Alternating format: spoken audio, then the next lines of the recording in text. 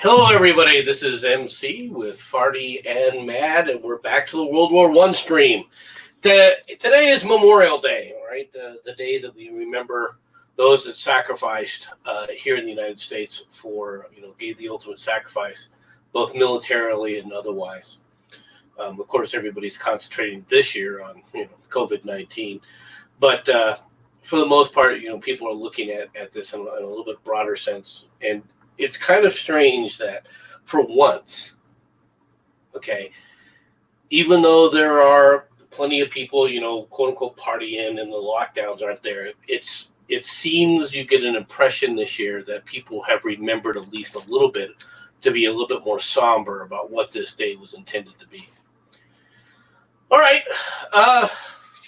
Do you want to say anything, Farty? We're mad? Otherwise, we'll get right to it. Well, I want to mention one bit of politics here that it kind of made me mad. The Boy Scouts and the veterans groups aren't allowed to go put flags on graves today because of CVID. What, are they going to pass CVID to the buried? I mean, it's really ridiculous. Well, actually, now you mention it, that was actually something that was quite upsetting about April 26th this year, which is our version with Anzac Day, which is when we remember the fallen defence members and all this kind of stuff. And that mainly came about during World War One, and through the last year or so, there's a lot of smaller memorials that go around for individual units and stuff like that. Like my old unit used to be involved with the Ratzeterbrook, which is World War II, 9th Division. And they were trying to say that they weren't going to allow that because of terrorism and the fact that police are just too fucking lazy to close down a street for a march and shit like that. And the whole point of not having Anzac Day this year just happened too easily. It's like, lest we forget, but as soon as all the guys that we made this day for, now they're all gone, the instant they're all gone, it was just so easy to just drop it, and I fear that we probably will drop it again next year, and then we'll just forget about it.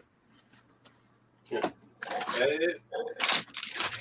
People forget are going to bring back another nasty war as far as I'm concerned. Okay.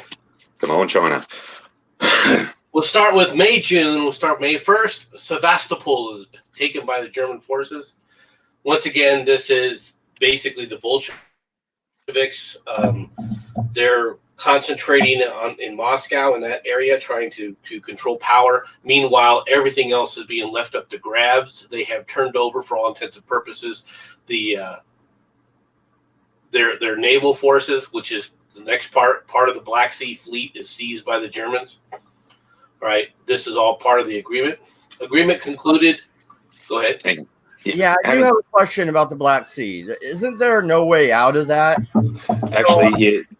There is. is. Yeah, I was just about to get onto that. They're taking the Black Sea Fleet isn't the big nasty that anybody thinks, because the Black Sea Fleet can get out through the Dardanelles and can get into like the Indian Ocean through the Suez Canal. It doesn't even exist yet, does it?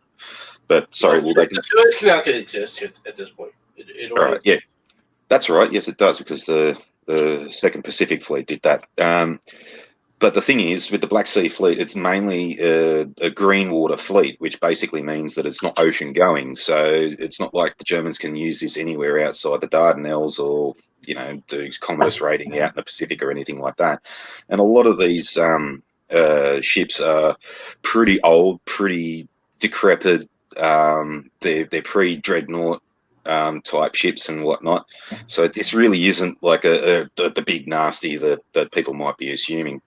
Well, the one thing it does do is it's a nod to the Turks, is what it is, right? Because this is a threat. The Black Seas Fleet is a threat to the Turks and their operations, all right? Because they can land anywhere, all right, and they can attack anywhere. And the Black Sea Fleet had sorted several times against Constantinople or Istanbul, all right, however you want to look at it. No, you had it right the first time. All right, May 2nd, agreement concluded regarding the export of sand and gravel from the Netherlands for German use. All right. Yeah, but this was after I mean, the Germans have been pushing the Netherlands around the whole time. It's not like they really were signing agreements in good faith at this point, right? Well, no, because things are what they are. All right. Sasam S. Sultana succeeds. All right. Mustafa el Malamuk as the Persian prime minister. Persia is basically falling apart. The second action of El Sat ends. The armistice signed between Korovino, between Russia and the Ukraine. Now, this is because the Germans were, the Bolsheviks, they wanted to keep pushing on the Bolsheviks. All right. So basically, they let the Ukraine, they're claiming that the Ukraine is a separate state at this point under the surency of the German, German government. So it's kind of like the Ukraine is a puppet state, is being used as a puppet state against the Russians, and the Ukrainians basically declared war against the Soviets. Now, this is something else that turns really bad because, as we all know, that all gets seized by the Soviets later on. Field Marshal Lord French is appointed Lord Lieutenant of Ireland. Now, how was French received over in Ireland, Farty? Well, basically, it hit the fan, and one of the first things that he will do is he'll go basically round up a lot of the leaders of Sinn Féin to try and quell that, which will just cheese everybody off even more. Which is going to lead to the Easter Rebellion, right? Pretty much, yeah. Right. May 6th, the Turco-German delegates arrive in Batam, all right, to negotiate a peace with the Jordanians and the Armenians. All right. Now, this would have been fine if they could have actually secured peace here. All right. But it basically falls apart later on. Kirkuk, all right, in Mesopotamia is taken by the British forces. Kirkuk in Iraq. Friedrichshamm, is that how you say it? Yeah, Friedrichshamm. Is captured by the Finnish White Guards, right, which ends the Finnish Civil War. The final treaty of peace is signed between Romania and Bulgaria, the Central Powers, and Turkey. Now, this is important in regards that Romania remained independent. All right, Romania, for all of its issues, all right, was wanted to maintain its independence, and it succeeded. It had to cede land, all right, but it survived. It survived as its own unique nation state. This is also basically it was a massive lie to the people in the Central Powers at the moment with all the losses that they've been having. They effectively, with Romania and Bulgaria, they just say, right, well, war with you guys has ended. You don't have to fight the Russians anymore. Turkey's pretty much on our side anyway, so there's a massive chunk of land where war is simply not happening anymore, and they can just go, right, we'll see. There's peace there. We've made an effort. Right, and this is going to be unfortunately sandbagged in a bit by the Americans, but the great Nicaraguan military force that it is declares war on Germany and Austria-Hungary.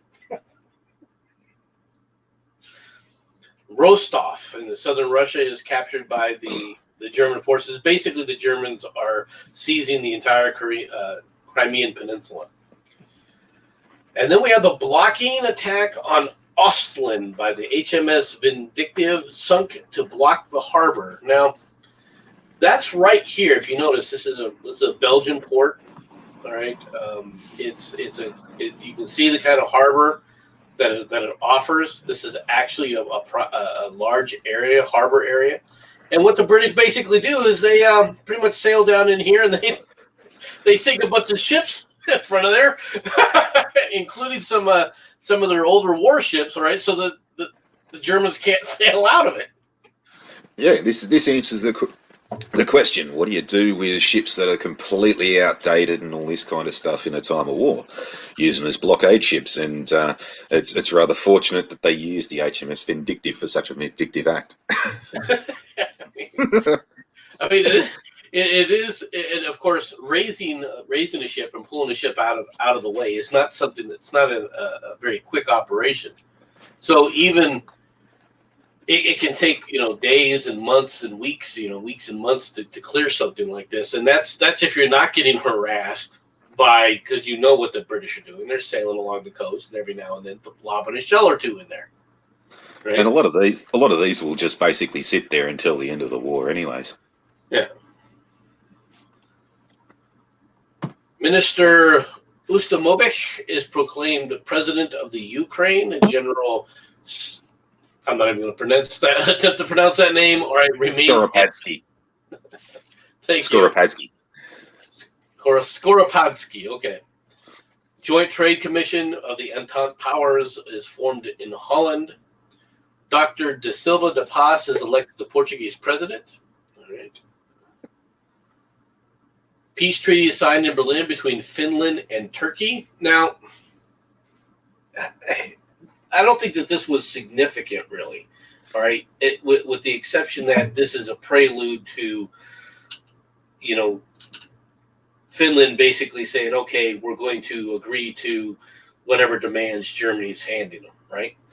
Well, this is also another bit of a lie to the people in the Austro-Hungarians and the Germans with what we just mentioned with Bulgaria and Romania. Finland and Turkey are so far away from each other, they're not actually going to be shooting at each other at all. Things are going to go horribly wrong for that to happen. So they can basically just say, well, there's a peace there and there's a peace there. There's two more countries that aren't fighting anymore. And so, hey, yay, we're doing something.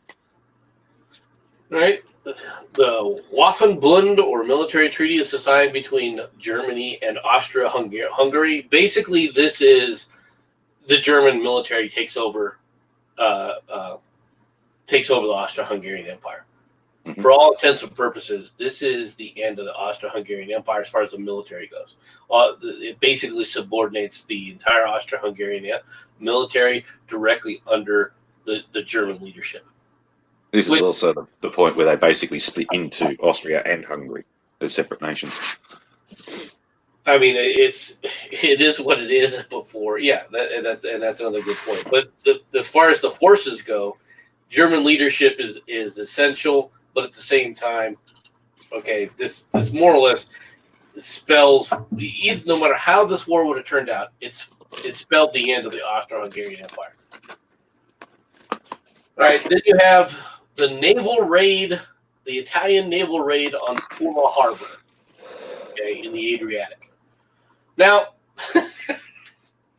this is a bit of an interesting raid. All right,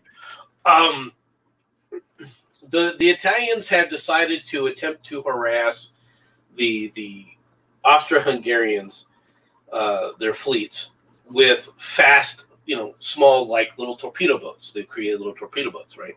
And they've attempted to attack the harbors, all right, along the coastline there.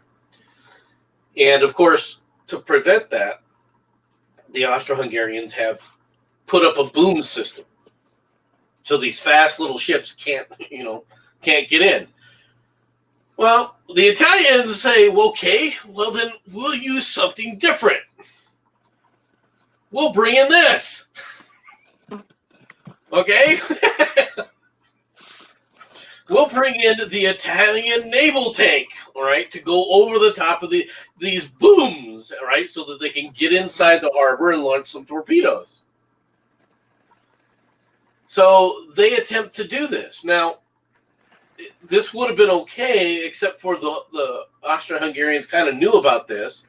And, of course, the reliability of tanks on land is already suspect. So the tanks in the water, you can imagine, are even worse. Now, one of their tanks does go over 4 of the 5 booms, boom systems that they have in place. All right. On the 5th one, they didn't make it over. It breaks down, and so the Italians, of course, scuttle it and head back. But it was an interesting idea. You got to give the Italians credit for at least trying something new. Yeah, but that's almost like during the American Revolution, we tried the turtle submarine, right? That didn't work either. I mean, yay, we're inventive, but it failed.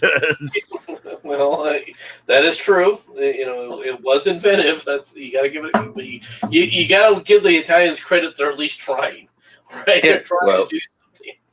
necessity breeds invention, and it's like the kernel of invention always breeds into something bigger. And there's a long lot of arguments about how warfare progresses, technology and all this kind of things. And there's a big argument that, like, if the Nazis weren't around, then we wouldn't have things like the internet, computers, air travel, rocketry, the space race, satellites, things like that.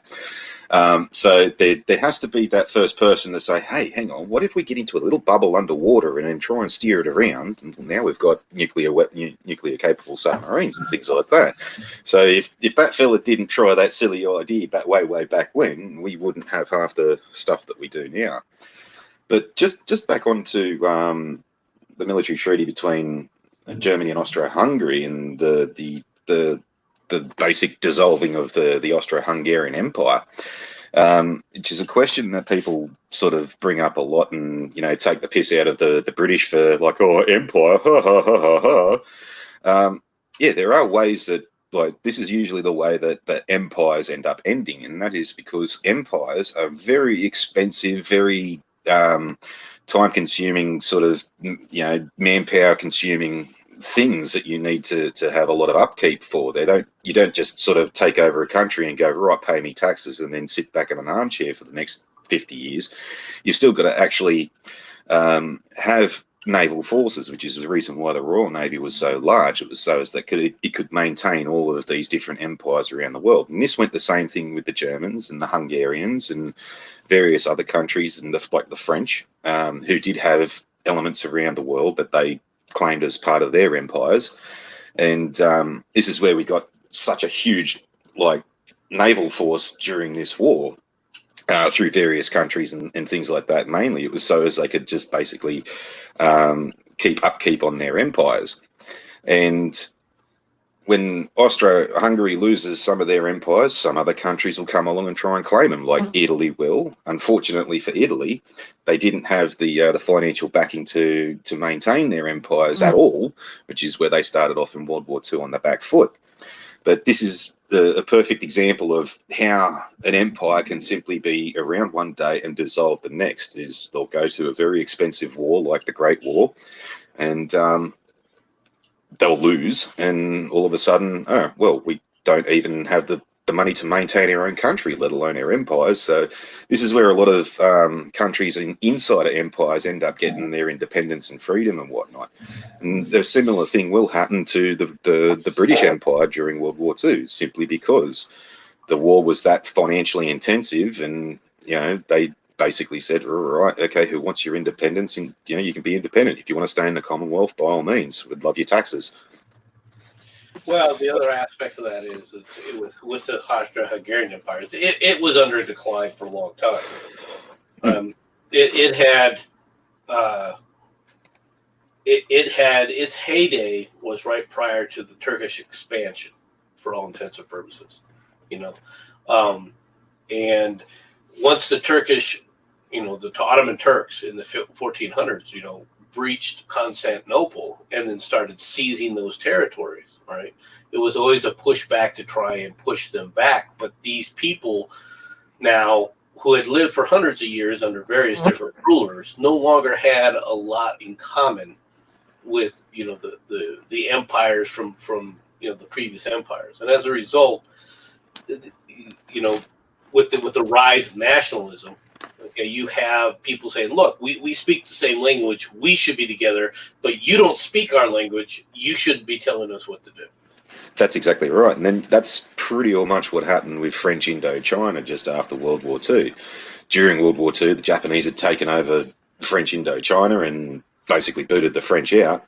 And then as soon as the Japs were beaten, the French came back and said, right, well, you're still part of the empire. And the Vietnamese, the Laotians, and the Cambodians had gone, actually, no, well, you can't stop the Japanese, and you don't speak our language, and we've had our little independence taste, and, well, you can get out now. And that's how countries like Vietnam, Laos, and Cambodia came into existence. All right. Back to Germany or World War One. All right. German submarine bombards St. Kilda in the Hebrides. Hebrides. Where's the Hebrides? That's up around Scotland. The Hebrides are up around Scotland. Is that up here? Up over here?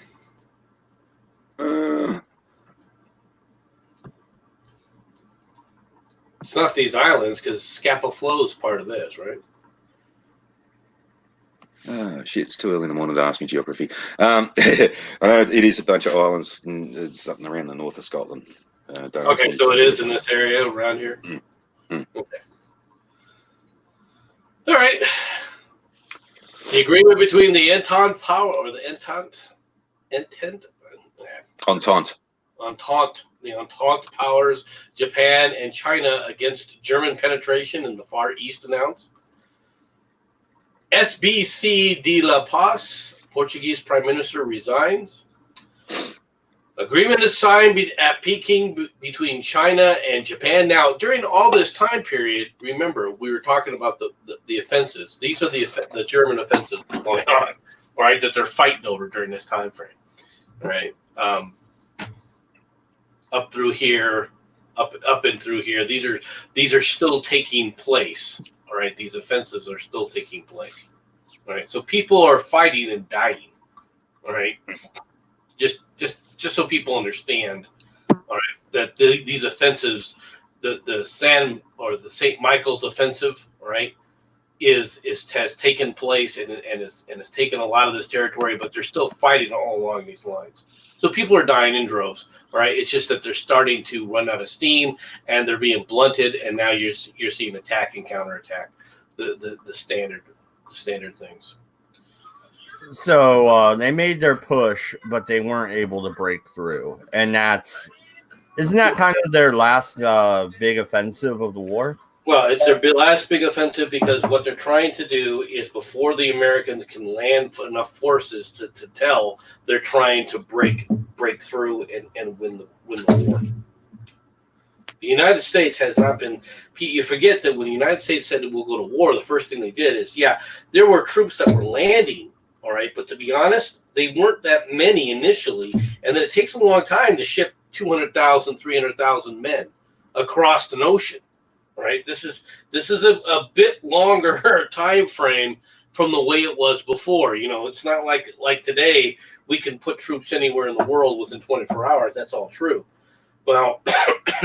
Yeah, it's not a thing that you walk into New York City and say, "I need 1 million men right now." You were getting these from bumfuck Idaho, shitstink Nebraska, or bloody wherever on the other side, and you're trying to get them all into one spot from all of these areas, amalgamate them, give them an element of training, some equipment, and all this, put them on a boat, and then get them over someplace else, and then give them a bunch of experience, and then put the gun in their hand and say, "Right, kill this cunt." Yeah, and it's not like the boats that they're taking while some of them were previously luxury liners, they're not being transported in luxury in any way, shape, or form. Nor are they quick. It takes weeks in these ships to go from harbor over. And how many people can you put on a ship? Some of the larger ships, maybe 10,000, but not much more than that. So if you're going to put 100,000 people on there, on a single ship, it's going to have to make that crossing 10 times. And these are standing room only in a lot of occasions. And just judging from, my grandfather was World War II, but it's effectively the same thing there with troop ships and whatnot as well. It's like you've got a lot of guys who have never even seen the ocean before, let alone a lot of the times had a weekly bath. And now all of a sudden they're on this boat that's rocking and rolling and all this kind of stuff, and they're getting horribly seasick. And so there's a lot of guys that ended up, by the time they get to Europe, they're ridiculously malnourished because of the simple fact they couldn't keep dinner down most of the time. And you've got to sort of kind of breed them back into health and then get them all nice and ready to go. But there's a lot of things. They're not taking the fastest routes either. Exactly. That's something else because they're trying to avoid, quite frankly, German submarines. Not to backtrack too much. Am I the only one that if I was the guy running Spain during this war, I would have took out Portugal for the fuck of it? Just saying. I mean, they're right there. Okay, and what would that do? I would have the whole peninsula at that point, and then I could be happy. You'll have the whole peninsula, but the Gibraltar, and well, we're gonna annex Gibraltar. So you're gonna join the Germans? Is that what you're supposed to? Yeah, probably.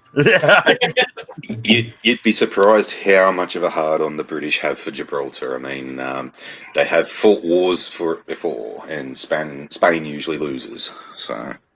Yeah, I know, but they're looking that way. We take it; they won't notice. I somehow don't think that it would have worked out the way you think it would have worked out. Yeah, we wouldn't have noticed until we did. You joined the Germans. You have no way of getting German support, and who's right north of you? The French.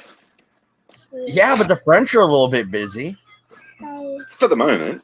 The French would only need to send a couple of divisions to wipe out what Spain had. Okay. Hey, Miss Murder, this is World War One. Okay, so I'm hanging out with what was his name? Bismarck or whatever, or I don't fucking know. Whatever the fuck his name was. Yeah, Bismarck is the German, yes, along with Ludendorff. Yeah. See, I was right. All right. Senor J.T. de Souza Barbosa is appointed the Portuguese Secretary of the Interior. And then on May 17th, you have the leader of Sinn Féin is arrested, all right, in Ireland and interned, I assume this is what they were trying to say. Yep. Interned, yeah. On May 18th, you have the first British retaliatory raid on German towns. Cologne is bombed for a day. Alexandropo, all right, in Georgia is occupied by Turkish forces. The last German night airplane raid takes place with casualties, 49 killed, 177 wounded. German raid on British camps and hospitals in Etnobles. I don't know where that is. Etaples. Etaples. All right. Agreement signed between China and Japan for naval cooperation, which means, look, all these ships have the rising sun flag running from them. Well, at this point in time, China really doesn't have much of a navy to begin with, and this is more a factor of a continuation of the Sino-Japanese or Sino-Russian War, where the Russians did try and do some naval actions against the Japanese and lost horrifically. Now with the Bolsheviks in charge and the Germans backing them up, the Japanese are quite scared that, oh crikey, this lot might still be a little bit annoyed about what we did to them in the 1910s. They might sort of come and get some revenge. China, let's pinch him in this little point like we tried to do last time, which it can be seen as something that later on would be a bit of a feint by the Japanese towards the Chinese, knowing that the Japanese will soon be going to war with China. There's a couple of ways you could look at this, and a lot of people actually think that this is Japan putting China into a false sense of security. But they did have a valid point. The other aspect of it that's really, in my opinion, kind of mind-blowing from the Chinese perspective is, okay, by this time, it has to be evident, okay, that you have to industrialize. And yet China doesn't do it. China does not embark on a major industrialization campaign. They do not start, factories don't start springing up, to take the place. In Japan went from a complete agricultural society to an industrial state in less than 50 years. because they looked around at the British warships and said, you know what? We're going to have to make some changes here to our way of life. Mm-hmm. Right? China, however, never gets that, never develops that sense of urgency, and it pays the price. Well, they're also trying to militantly keep their isolationist ideals and all this kind of stuff. They do look at a lot of these other countries that are like, yes, they are getting industrialized. They are, starting to talk to other countries and open trade and all this kind of stuff. But look at what's happened. They've just gone into a massive war. We've isolated ourselves, and the Japanese have fought with the Russians, and well, we stayed out of that one. And let's see how long we can stay out of this. But the Japanese will push them into being involved very soon. Well, the Japanese basically, however, have a major power base. I mean, they can't be looking at the Japanese and saying they don't understand what's going to happen. Well, that's also another problem that the Chinese could have seen with the Japanese as well. Is like they're running through their resources so damn quickly. They've got to run out soon. Who's the next big lot of people that have got lots of resources and stuff? They should have taken that note then. Okay, yeah, but here's the thing, though. I think you guys are also forgetting China tried to open itself up in the 1800s, and what they get out of it? The Opium Wars. They kind of were forced into doing that, though. Yeah. They did. It wasn't China trying to open. Okay, it was China trying to prevent itself from being opened. Yeah, it was more America coming down saying, "You will open, or else." Yeah, and then the British and the French forcing opium down their throats. They fought multiple wars over it. I just looked it up. That way I wasn't talking shit. Well, I literally looked it up first. That happened. But it still goes down to the same thing of saying, okay, you're fighting a modern industrial state, okay, with 12th century and 14th to 15th century weapons. You have to understand that your industry isn't up to snuff. At least Japan said, okay, before we get too far involved in this, let's see what's out there. And they sent advisors and people out to all these industrialized powers, including the United States, to see what industry is, to see what it is, what's different about them. And they came back with reports and said, look, we've got to, this is how we have to adapt. All right. Yeah. And they successfully did that. China never does. China never sends advisors around the world saying, okay, what's the world really like? Because they had the view, and they've had this view for tens of centuries, all right, of saying, you come to us for civilization, not we go to you. We are always more civilized than you are. And they would never admit to themselves that there was somebody better than them. Yeah, no, you are right on that. And that's a cultural perspective. They've always thought that. They still do. Yes, yeah, so you're absolutely correct there. And if they would have industrialized, I don't think we would have saw the Chinese Civil War that is to come later with the Bolsheviks. Well, they're not even Bolsheviks, really. The Chinese communism is not Russian communism. No. But whatever. Well, it's because it was more the one difference between the Asiatic communistic type of movements is they're also part of a dynastic, cultural grouping, which is why you end up in North Korea, basically you can say that it's a communist state, but it's a communist state that's truly a monarchy more than anything else. And with the Chinese communists, they basically sat back and did really nothing until the end of World War II. And once the democratic Chinese had basically had themselves kicked to death pretty much, the communists basically rose up. Right, we'll push you all out to the sea and you can swim to Taiwan. To an extent. But anyway, where were we?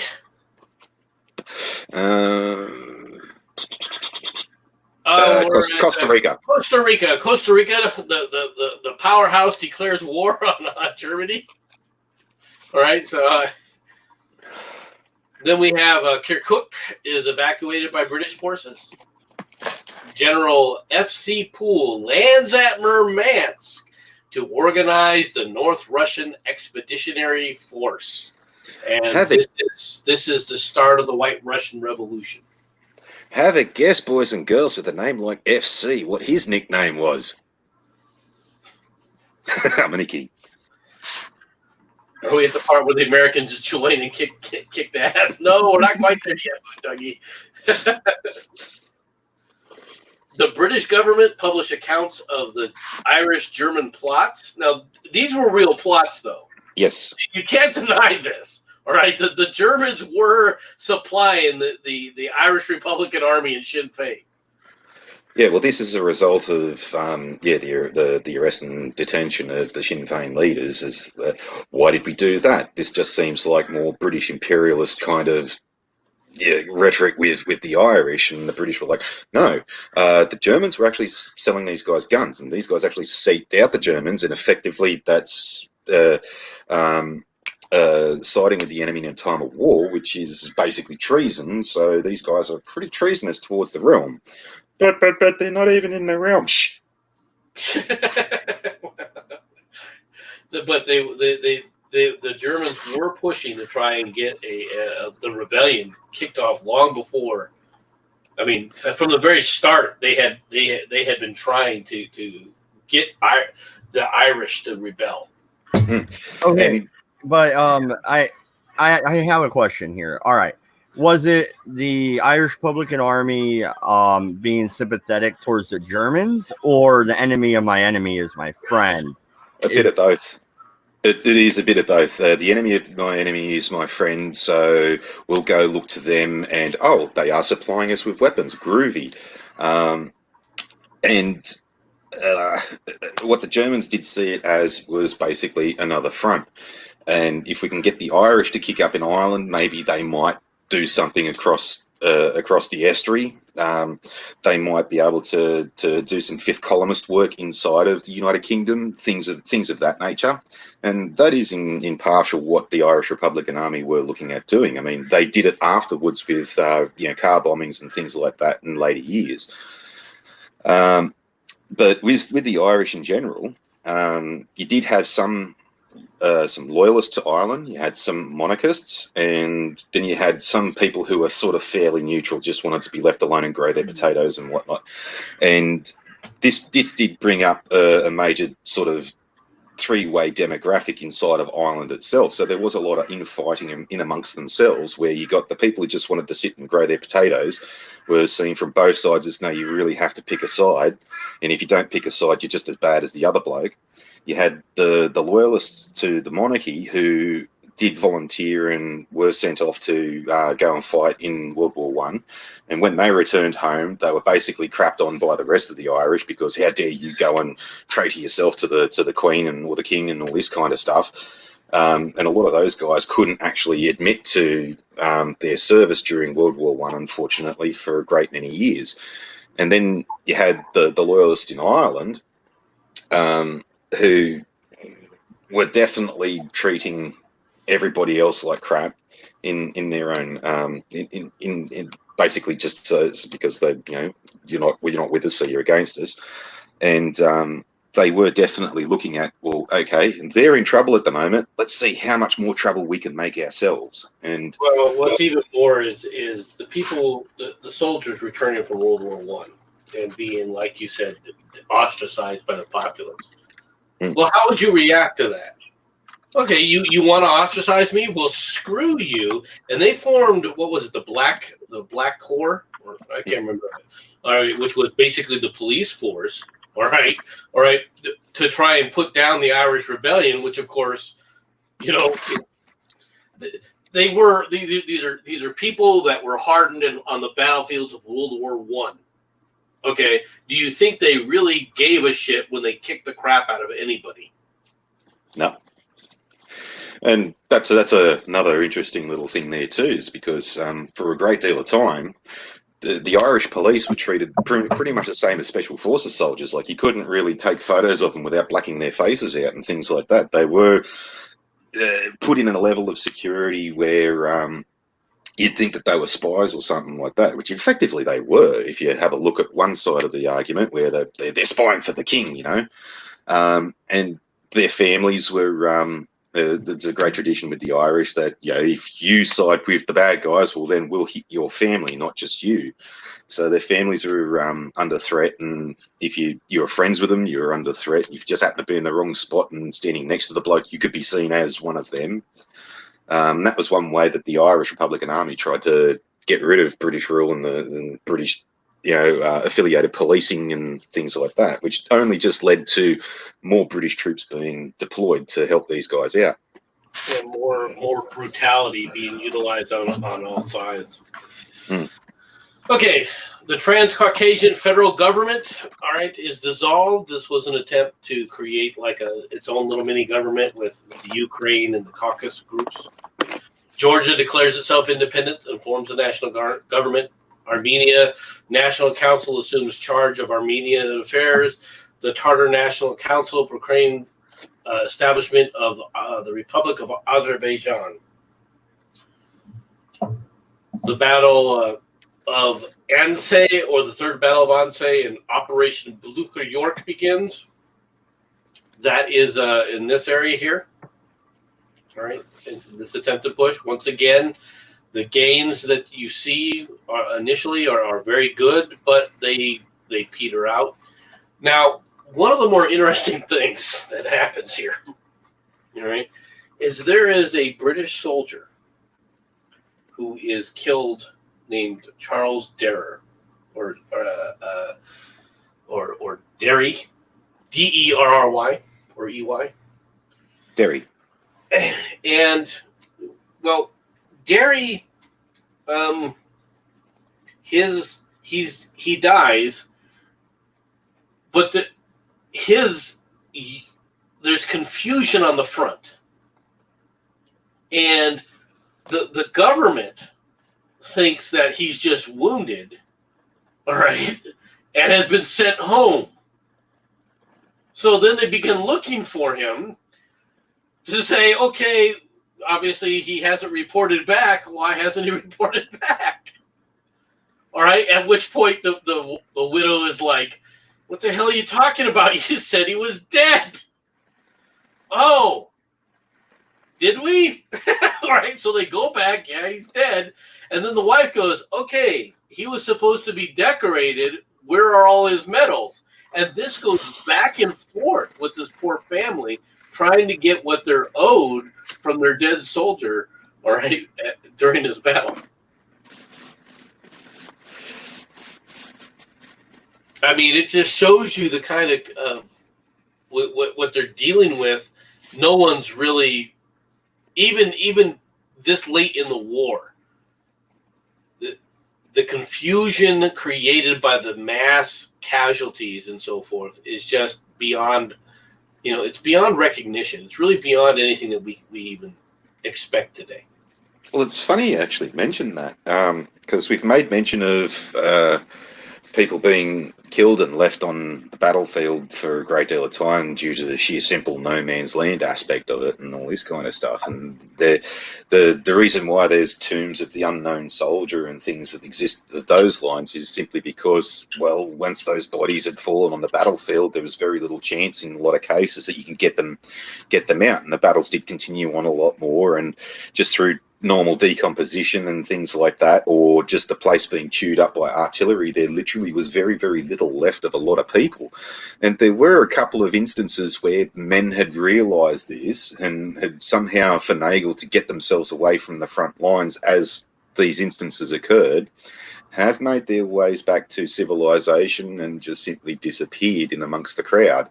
And you'd never be able to find these people, and they were just basically, oh, well, we can't find him, and there's a pile of guts. Well, that must be him.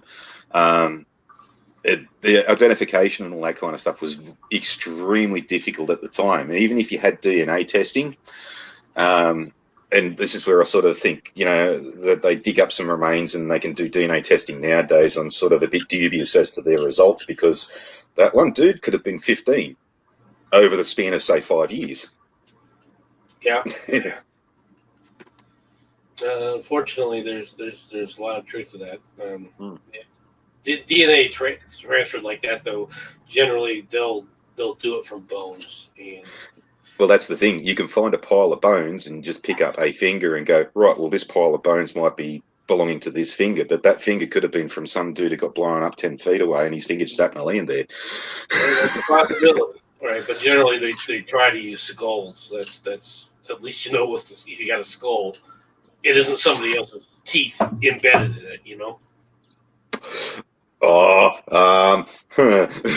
you, you know that if they're false teeth. Come on now. Karagon is once again taken by the German forces. Sicyon is taken by German forces. The peace treaty is signed at Vienna between Austria-Hungary, and Finland, and that basically ends the Finnish. This basically is ending the Finnish German portion of the war. This is another one of those. Hey, look, fighting stopped between these two countries. We've done something. Yay! The Fédéré en Tedonois is taken by German forces, and all of this is part of as they're coming through and doing mop-up operations, you know, taking this area through the Champagne region. And you can see what's going to happen here. You can see what's getting ready to build. How this is all going to play out as it goes forward. The German forces reach the Marne, and Chateaux Thierry and Dormons is captured. The Battle of Scar de Ligane in Macedonia. All right, this is against the Serbs. Samson El Sultan, the prime minister, resigns. So he served for what? Not the entire month? Okay, just real quick. For those who are unaware, the Marne is one of the major rivers that flows through France. And the importance of mentioning these chateaux is a chateau is basically like an estate. It's like a ranch in Texas. It's a massive homestead that was typically led by a family that's had a lot of power in France for hundreds and hundreds of years. And these are, in some cases, in old-timey England, similar to castles, in effect, where you had the lords living in one big manor house, overseeing a small town, who typically did a lot of farming and agriculture and things like that, and they were basically the lord or the governor or at that point. And you're taking the chateau, basically, you're taking their town hall, you're taking that town's symbol of statushood and things like that. And what's really interesting is these chateaux that have been around for hundreds of years managed to survive in a lot of cases during both World War I and II, and still around today. In fact, you can go and buy one if you want. There's your castle, Mad Dodge. You can get one in France. The only problem is you'll spend about $1 million patching them back up, because old-timey aristocracy really doesn't like to spend money. Well, no, and I was just thinking, yeah, I can't buy a castle in France. I would never live that down. You could call it part of American soil and go, screw you, France, what are you going to do about it? Oh, no, the Americans are here. We'll just run away. They'll go get German help is what they'll do. I'll put a big old sign up says mission accomplished. All right, and then M.G. Corman succeeds Baron de Bourqueville as the Belgian Prime Minister, which is, for all intents and purposes, from the map that we were showing you, Belgium is basically, for all intents and purposes, conquered. All right, if you take a look at this is Belgium. I think this small little area in Flanders is the only Belgian territory that still exists. All right. Are they a government? Are they a government in exile? And for all intents and purposes, yes, they're a government in exile because they've been taken over. All right. I think this is a good spot because I was hearing a lot about that when I was watching World War II videos yesterday, because I was just kind of lazy yesterday. Watched World War II documentaries all day. Government in exile. Yeah, your country gets taken out, like Poland. Oh, the Polish set up a government in exile in France. France is taken out. The Polish and France set up a government in exile in London.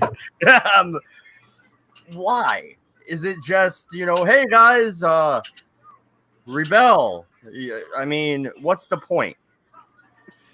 Well, in a war, the seizing of a government, all right, if that government doesn't surrender, right, even if you don't have the territory, what you need to have some kind of legitimacy, all right. So if you run to your allies, maybe you can, retake power. It's the same. It was the same technique that's been practiced, all right, with royals, all right. They depose the king. The king runs away. He hides in some other European country till he can build up his forces and then come back and retake his former reimposes his former rule or his rule once again upon the populace. All right. So the technique is now just okay. It's an entire government from a modern perspective. That's really just a transition. Okay, so it is in the modern, today, like Taiwan, right? Government is the Chinese government in exile. They're never gonna get China back. It's just not gonna happen. But they still claim China, and they will, and forever, right? Yep. It's just kind of they're doing it for show at this point. Well, initially, yes, but actually Taiwan is a special case because Taiwan is now saying, look, we're at the point where they're getting ready to declare the independence. So they're going to say we're the independent state of Taiwan. Yeah, they're dropping the whole "we used to be Chinese" rhetoric. Yeah, it's getting a little more serious there than people realize. But yes, I mean it's you can say that it gets ridiculous, and at some point you gotta give up the ghost, right? At the Polish, when the Soviets seized the government in Poland and went back into exile, well, it never came out. Yeah, it would be like if Jefferson Davis wasn't captured and he made it to Mexico and he's like, yeah, the Confederacy is in exile. I'm trying to rebuild our forces and come back. He never really could have came back. I mean, he would have died as, the president in exile, right? Well, he could have taken there are times when a leader in exile has come back and militarily taken back his own thing. Just look at Napoleon. He in fact was exiled to Corfu, and he escaped that island, built up the French army, and then tried doing what he did before. Unfortunately, he failed for the second time. But you'll see in the next one, June 3rd, where French, British, and Italian governments make declarations supporting the Poles, the Czechs, and Yugoslavs, and a lot of those are in exile. And one way of allowing governments in exile is to also allow their economy to help yours. And the main reason for the British saying, yes, we'll exile everybody, just bring all your gold with you, so you can fund our war pretty much. And if we win, we'll give you back what you had before. And that's a lot of these declarations. Now, the advantage of the Yugoslavs is that their military, what's left of their military, sure, it got pushed out, but it's still a fighting force, all right, and it still got pushed out along the borderlines, right? Unlike the Poles, which are basically, surrounded and conquered, all right. The Serbs were not surrounded per se; they actually fought their way down in their. Granted, they're stuck in Greece, all right, but they're a consolidated fighting force. So, but just with the British though, is that like a lot of people do trust the British when they say yes, side with us, and we will give you what we say at the end of this. Because, like, if you have a look in World War II, the Poles basically jump ship and they all move to Britain effectively, and they will fight with the British and all this, and they get effectively Poland back under Russian rule, but they got Poland back.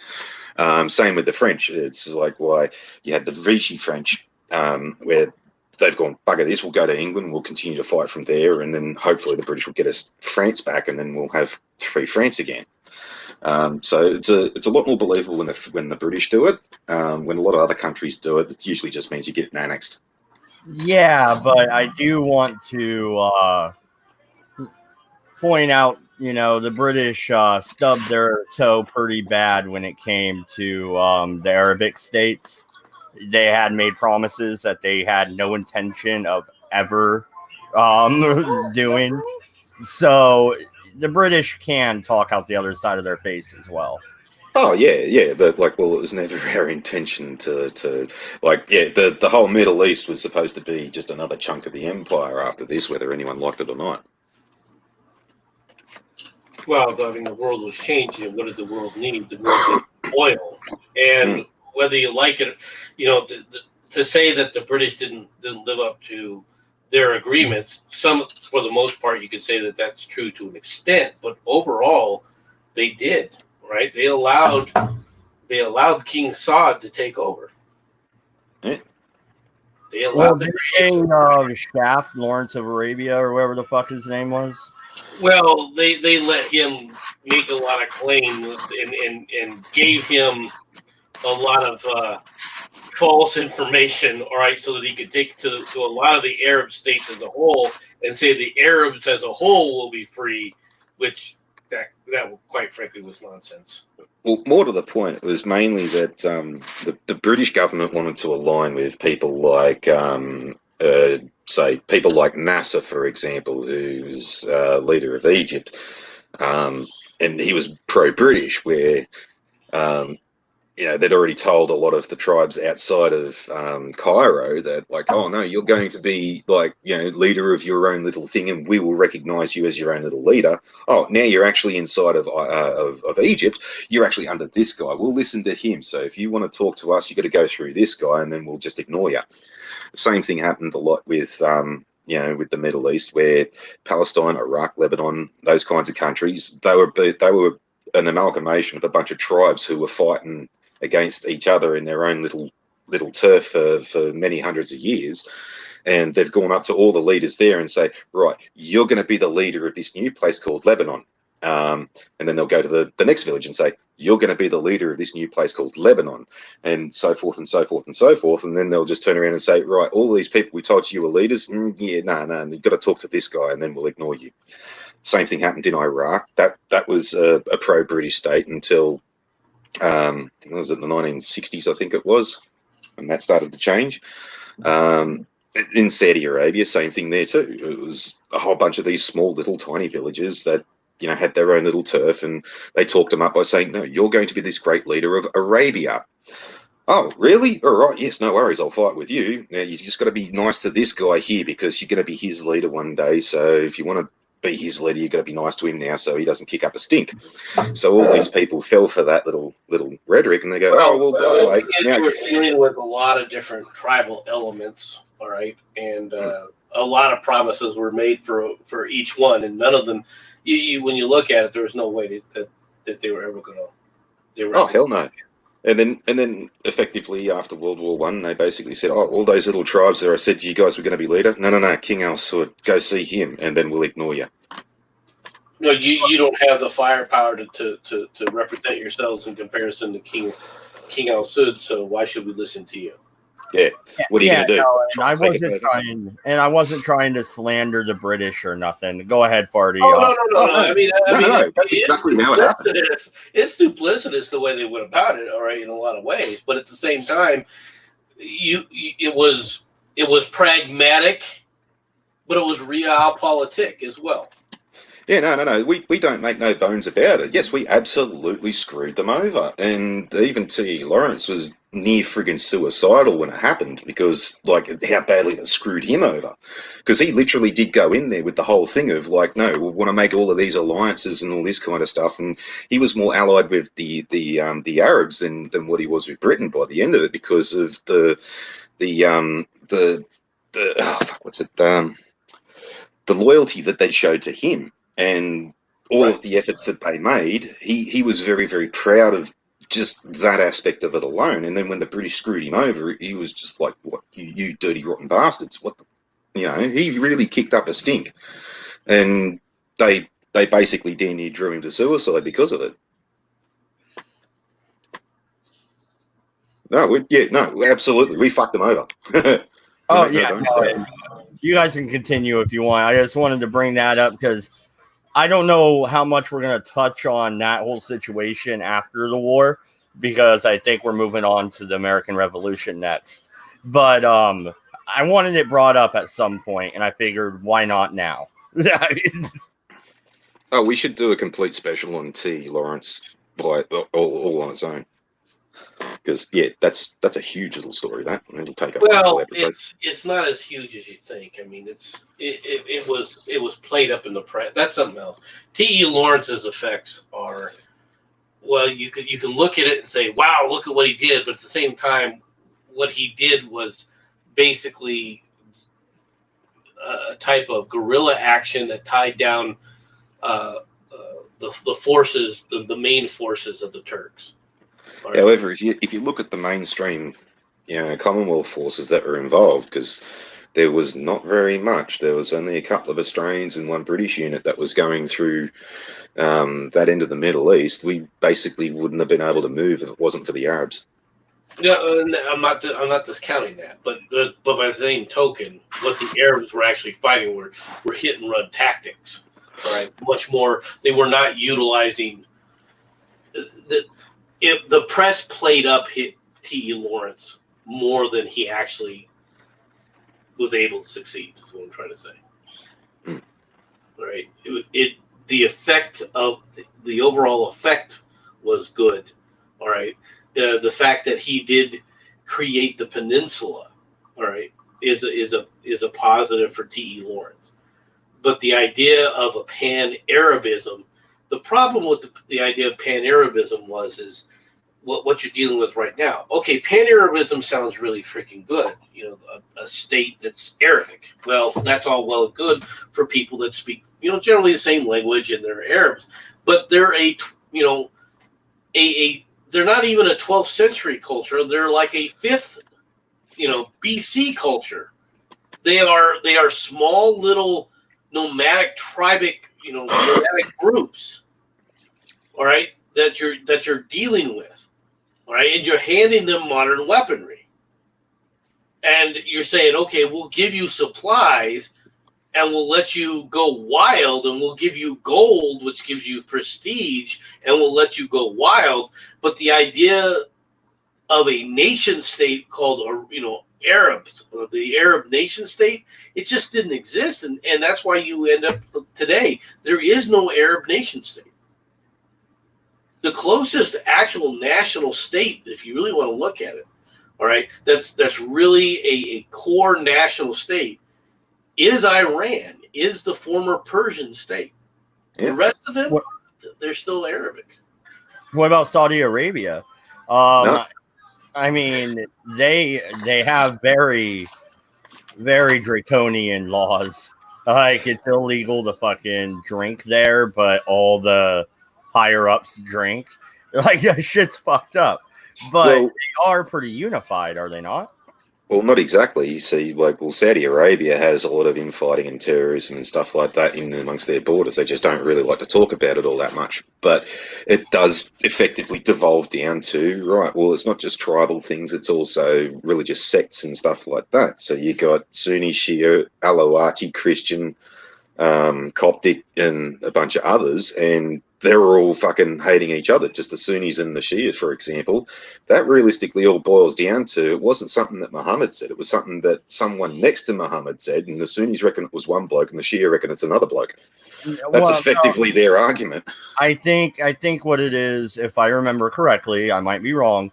They're arguing over who was to succeed the Prophet Muhammad, whether it was his brother through marriage or his half brother or something. There's two, the bloodline splits, and one group chooses one dude, another group chooses the other, and they hate each other over it. Well, there's that aspect of it, but the reality is that you're still dealing with tribes. Just to say that the Arab tribes will not try to kill each other, even if they're both Sunni sects.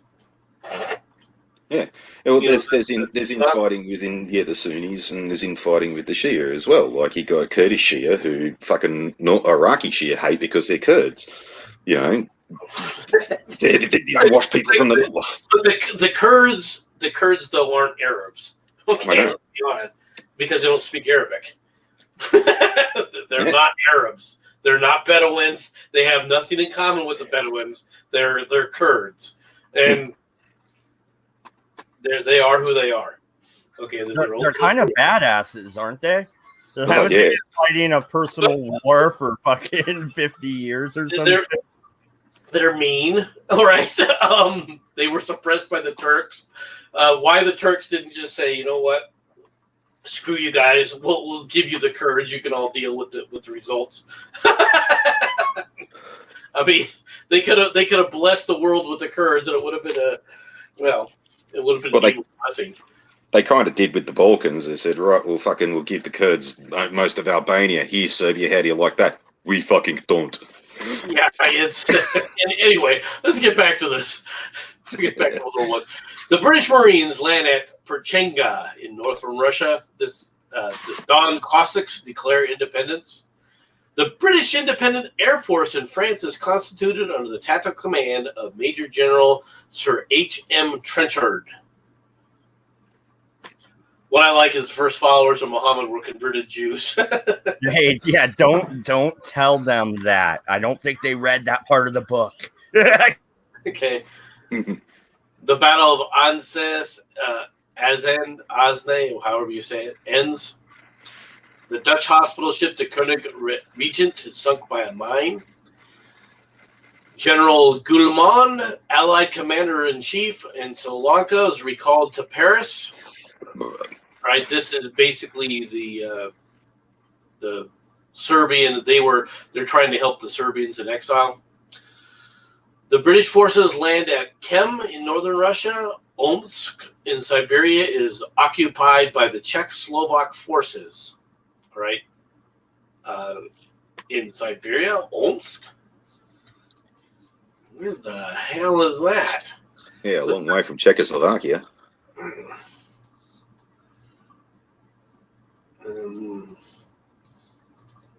I know there was a landing down here, but I don't know. I've never heard of Omsk. I guess I could put it in here and do it that way, right? Yeah. OLMSK. Is that how it's spelled? No, yep. OLMSK.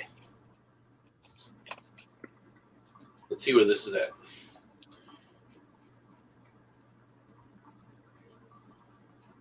It's like in the middle of. That's the middle of Russia.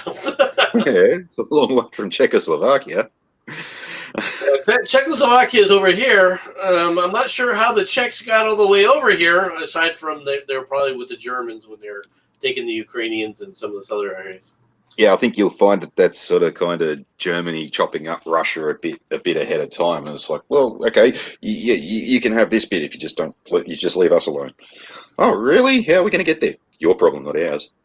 Yeah. They skied there. It was easy. The German Expeditionary Force in the Caucasus, which, if you take a look at the maps, this is Soviet Georgia right here. This is Georgia. The Russian Bolshevik government orders the Entente forces in northern Russia to leave the country, which gets ignored. The Georgian government and the Armenian National Council signed peace treaties with Turkey. The Georgian government signed a peace treaty with Germany. So basically, the Georgians now become their own separate independent state. This area here is now Georgia. The Battle of Matz, or the German Operation Gneisenau, begins. Gneisenau. That, for the most part, it is part. I think it's part of this right here, right? I'm not sure. Where they're trying to. Once again, it's basically an attempt to re-seize the offensive operations, but you can see now they've petered out. Okay, they're not going to be able to push this too much longer.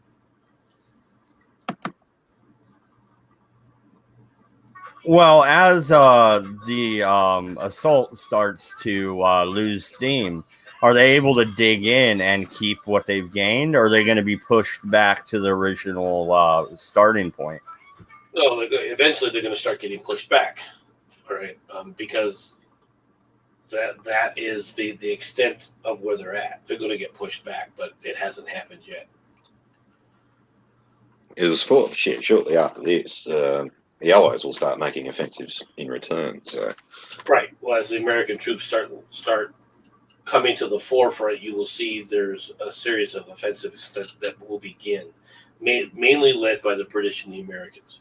Right. The French assaults begin again, but only toward the end of the offensives. They are slow on the offense to take off.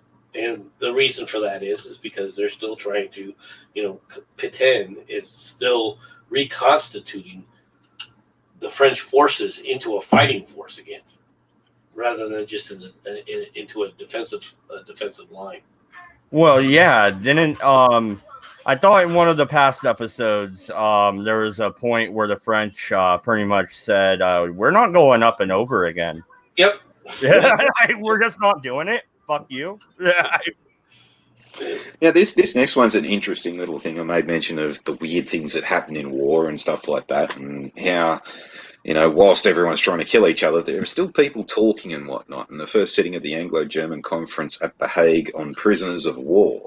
And this is leadership from both sides sitting down around a table talking about, all right, now we're going to do something gentlemanly thing here. We're going to treat people that we've captured in certain ways and all this kind of stuff, and allow Red Cross packages and observers to make sure that this is going to happen, and we're not going to just arbitrarily execute people and put them in cold basements and with no clothes and get them to freeze to death and things of that nature.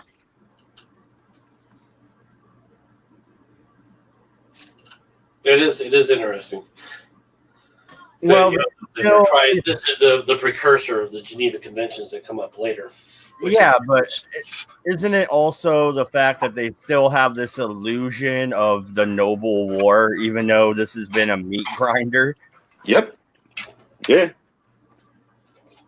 Well, yeah. How else do you want to look at it? The thing that people forget about this is this time frame is while fighting armed forces, your enemies, the enemy nation states, they were given better treatment than if you tried to revolt. If you tried to revolt, well, then you just need to be, you were worse than a dog. And that's true of how all the governments were at that point. If you were treated as a dog, if you were a revolutionary, all right, you were no better than a dog. You weren't considered worthy of humane treatment, for lack of a better term. And what's interesting here is that, like, if you get captured, in some cases you can see that as, you didn't fight hard enough and all this kind of stuff. But you're supposed to be protected at this point under like these conditions, The Hague, and then further instances of the Geneva Convention and whatnot. But the British Army, for example, okay, you could go and get captured. That's one thing.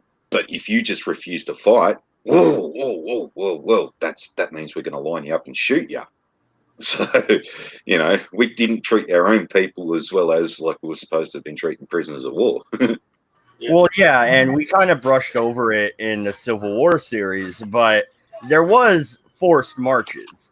And what do they mean by that? MC, would you like to enlighten everybody what they mean by forced march? Well, forced march means is you're telling people to march, and when they tell you, well, I'm getting too tired, they look at you with the bayonets and go, no, you're going to continue to march. You're going to move you from point A to point B, whether you like it or not. All right. Now, when it came to prisoners of war, all right, well, generally the marches were to a railhead that you controlled, and then you were taken via railhead down to whatever prisoner of war camp that they're going to stick you in. But getting you to that railhead, that could be 200-300 miles. Yeah, in some cases, a forced march can be used as either a strategic or a tactical implement, whereas, say, with prisoners of war, for example, you really don't want a mass amount of troops looking after, say, 100,000 prisoners, so you want to get them out of your road as fast as you can, so you're going to get them to keep going until they get to that railhead, and then they're not your problem anymore. Then you get back your troops that were guarding those guys. In some cases, in various different wars, people have done a forced march as a strategic thing because, say, for instance, in like the Anglo-Saxon wars, in the Roman wars in Britain, there were some people who were doing things up in Manchester and then realising, oh, just as we got to Manchester, someone's invading from Portsmouth. Oh, Christ, now we've got to march all the way back down there. And they'll do that march in the space of a week, and pretty much their blokes had very, very little rest and all this kind of stuff. It can bite you in the backside because that means that you've got very, very tired forces when you get there, but it's a good way of moving mass amount of people in a very short amount of time. Sometimes it really needs to be done. Well, yeah, Stonewall, when he marched all the way around the Union Army and hit it from the rear, that was a forced march. And he made a lot of miles in hours.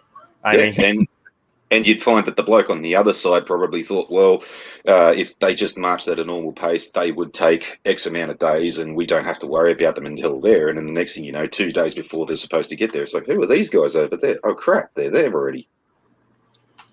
We're not ready. The greatest forced marching that Jackson did in the Shenandoah Valley, but we need to continue. Naval action off the Premda Island in the Adriatic. The Australian battleship sunk by Italian motor launch. And these are these speedboats that they were talking about that they've now started to try and utilize. All right, basically, small little torpedo boats. The precursors for the torpedo boats are coming from the Italian. Tiflis in Georgia is occupied by German forces. Kudamar in the East Caucasus was occupied by Turkish forces. And an armistice is concluded at Kiev between the state of the Ukraine and the Russian Bolshevik Republic. All right. This, of course, is then going to be during the war between the Reds and the White is going to turn into mush. Battle of Mats ends. Tabriz is again occupied by Turkish forces. Tabriz is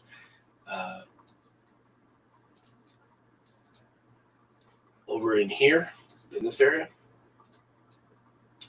Van in this area, this is where these areas are at. Right here is Tabriz.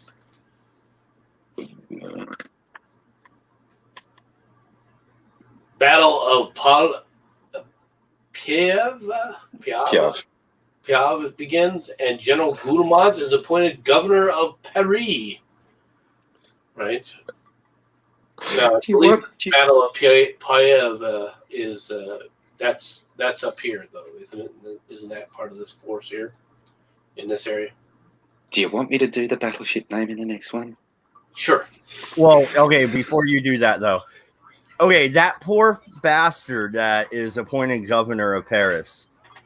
Okay, weren't they just shelling Paris with that crazy-ass gun? Yes, they are. Paris is being shelled, and it's it has the British and the French forces are desperately trying to silence that gun because it is a major propaganda coup more than anything else, right? Yes, civilians are dying, but for the most part, from a military perspective, it doesn't have much of an effect, aside from the fact that you could tell your civilians we're shelling the enemy's capital. And they were.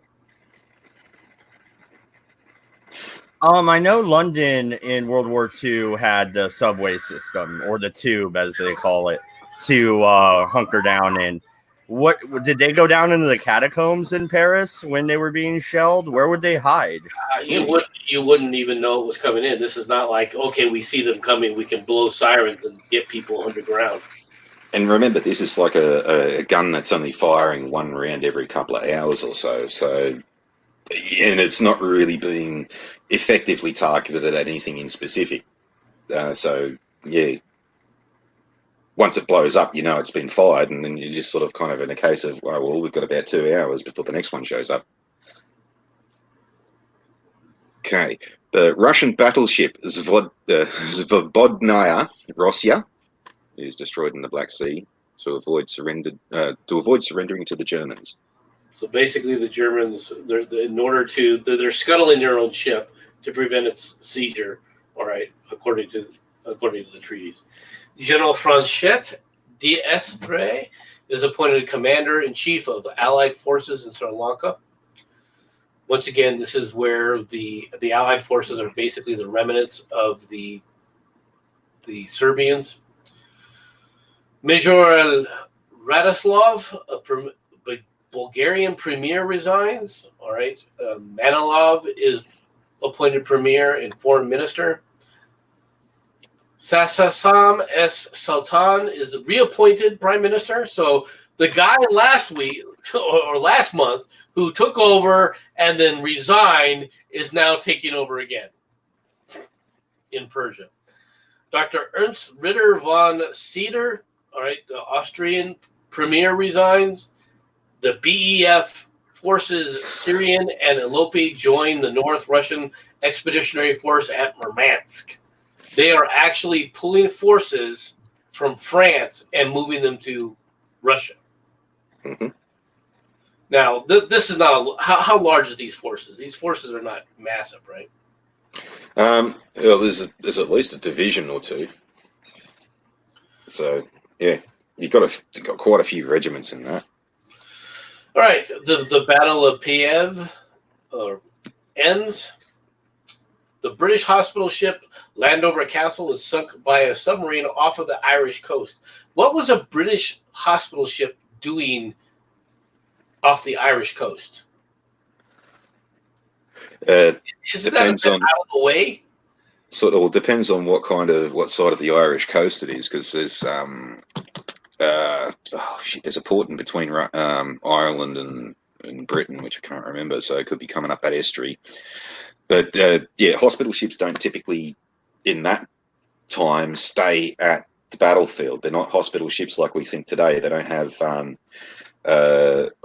major surgery, surgeries in them and all this kind of stuff. They're not putting people back together and then sending them out. Effectively, a hospital ship is basically a cruise liner that they've gutted completely just so they can fit tons and tons of beds. And after one of these offensives, when you get high casualties, you'll pile them all on a boat and then you'll ship them back to Britain or another allied port where you can send them to actual proper hospitals on the mainland and deal with them that way. So these things are effectively just battle taxis, just full of wounded. And that's mainly the reason why they were frowned upon so much when they were sunk, was because they don't really have that much, if at all, any offensive capabilities, and they are literally loaded with guys who simply can't fight at this point in time. So for want of a better term, they're all civilians, and you've just basically sunk a shipload of people who are at their most defenseless, and it's the most cowardly act you could think of, but it didn't stop the Germans from doing it. And then you end up with the United States once again blowing everything up, right? Which is the United States government announces their view that all branches of the Slav races should be completely freed from German and Austrian rule. Okay. This is basically, by making this kind of a statement, you're saying you're not going to end the war until Germany is defeated.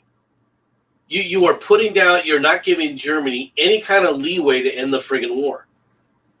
And this is something that the Germans wanted. The Germans were at this point were like, look, we just want to end the war. We just want a peace, all right? And they were constantly putting out peace feelers, right, to get the British and to the French to agree to this. Now here comes the United States landing troops and basically now saying, nope, there won't be peace until you're defeated. Well, there was one way of doing that too. I mean, like Germany did really want to end this with their borders as they were at this point in time. So, what portions of France they'd taken, they wanted to keep. You know, any portions around the Baltics and all that kind of stuff, they wanted to keep. And there were already treaties between the French and the British, and so the Baltic region to say that yes, you're going to get Serbia back, the Czechoslovakians will have this, the Romanians, and blah blah blah. And the Americans basically came in and said, right, oh, okay, Germany, you want peace, do you? Right, well, go back to your borders, be quiet, and then we'll go home. Oh, you don't want to do that? All right, we'll make you do that. Well, it's also, but you basically destroy the entire Austro-Hungarian Empire by saying all the Slavic territories, they can choose all their own, independence movements. Right? So Hungary was now going to have to come into being, right? It's going to have to be its own state. All right, Czechoslovakia, they're acknowledging Czechoslovakia will be its own state. Well, it's also the Americans from the outside looking in, realizing that, well, as a result of this, Austria-Hungary won't be a thing anymore, and they won't be able to administer any of their empire, which includes the Slavic states and all this kind of stuff. So you guys, that's true, but they could have sat up there and just allowed the Germans to take it. This is basically a slap to Germany's peace, any possible early peace, and so the bloodshed is going to continue.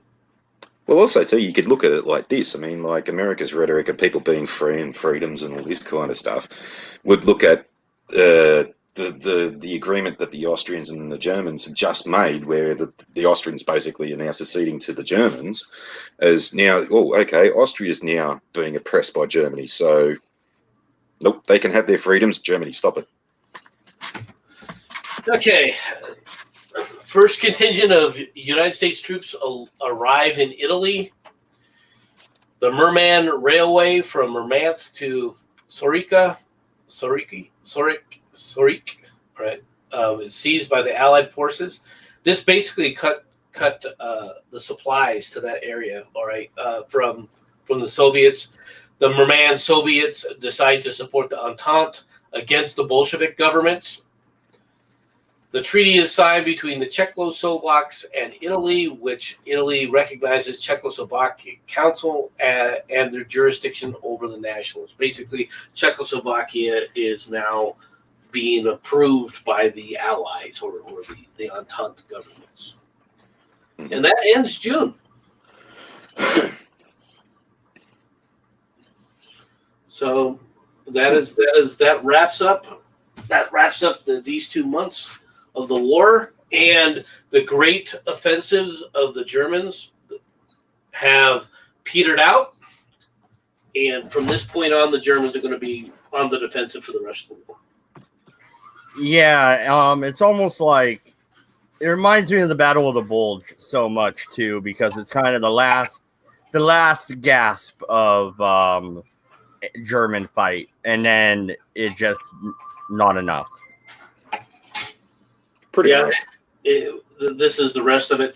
What's going to be happening after this is the German people are going to say enough is enough, and you're going to start seeing the German people protesting their governments. This German society begins to come apart at the seams, but you still got a lot of hard fighting in these trenches to go yet. Yeah, it's the butcher bill will continue to rise, but it's almost in vain at this point.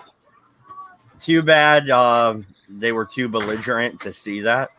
Mm-hmm. Well, once again, when you say too belligerent, the Americans are basically now saying it doesn't matter if you even attempt to have peace. I really think that the Germans at this point probably could have said, look, we'll pull back on the Western theater, but you're going to let us keep what we had against the Russians. We won that. You have to acknowledge that. And the United States is basically saying, no, we're not going to acknowledge any of that. We're not going to acknowledge any of that victory. And basically put in the kibosh saying, no, for you, it's victory or death. You just didn't know it. Yeah, and I wasn't leaving the United States out of belligerent nations on that accord. But yeah, next week we'll continue on into July and August, and this war is gonna rapidly start to end. Well, July and August begins the buildup of the Entente to counterattack, and then you'll see the battles. Then the Germans will start to say, "Look, the forces on the borders are going to start surrendering." Right toward the end, there's no way the German forces could continue simply because the German forces were worn out, and we're now saying, "Look, we're just going to surrender in mass. We're just going to return." Now, I'll bring one thing up, and this is going to cause a sore point, but shut the fuck up until I'm finished. Now, before I say that, the war would have ended eventually, regardless of whether the Americans were involved or not, you can now start to see this happen. We just didn't know this point at this point in time, and we happily, accepted American help and all this. But eventually, the Germans, they're suing for peace. This is on the wind down now. You're starting to see the British sort of going, hang on, this Australian tactic's starting to work. We've now got tanks. We're now starting to use air power in a more effective fashion. Aircraft are getting more reliable and effective in their roles and all this kind of stuff. Things are starting to build up well against the Germans. The Austrians have effectively dissolved. Most of the things on the Russian front have pretty much ceased, and it is a point where it's only a matter of time for the Germans. Sure, it would have taken longer if the Americans hadn't been involved. Sure, it didn't go as long because the Americans had been involved. However, this is where this attitude of, well, we fought this war for so ever long, and the Americans came in the last 5 minutes and took all the glory and all this kind of stuff. This is where that rhetoric is coming from. It's on the downturn now. It would have eventually ended in our favour. But yeah, thanks for showing up, America.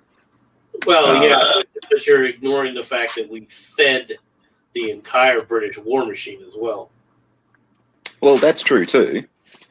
But yeah, this is what the example of that is. So when you hear it, don't instantly get the shits and say, "Oh, you couldn't have done it without us."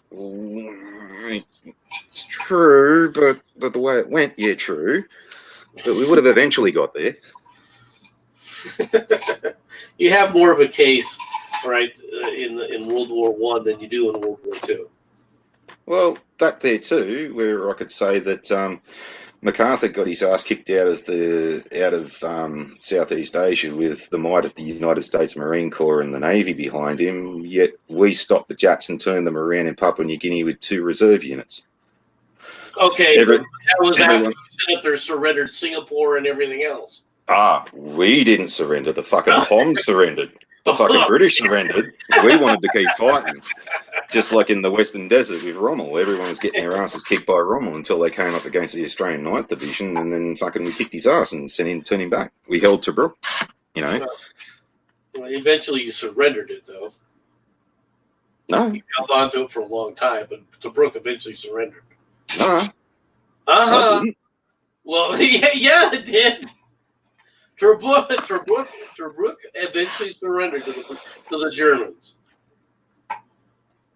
Now you retook it, all right? But was it under British rule at the time? Well, I don't know the answer to that, but you can't sit up there and say that you didn't surrender to Tobruk. It was under German, occupied by the Germans. One way or another. Fine, the Aussies didn't do it. Okay, well, you take that up with your British comrades, will you? Yeah, that's the point, not the Australians. Yeah, well, the Australians never fucking surrendered it, but anyway. All right, Bad Dodge. We're basically finished for the day. Unless you got something else you want to add to this little feud. No. I'll wait. I'm sure we could have this argument after we tear apart the Geneva Convention, because that'll be a fun episode. All right, thank you everybody for coming out. I appreciate it. Either late tonight or tomorrow, I'll be recording our new Vampire the Masquerade Chronicle, at least the first episode. So for that, in the next couple days on BitChute and also here on YouTube. Thank you very much. Good night, good luck, and don't go to France.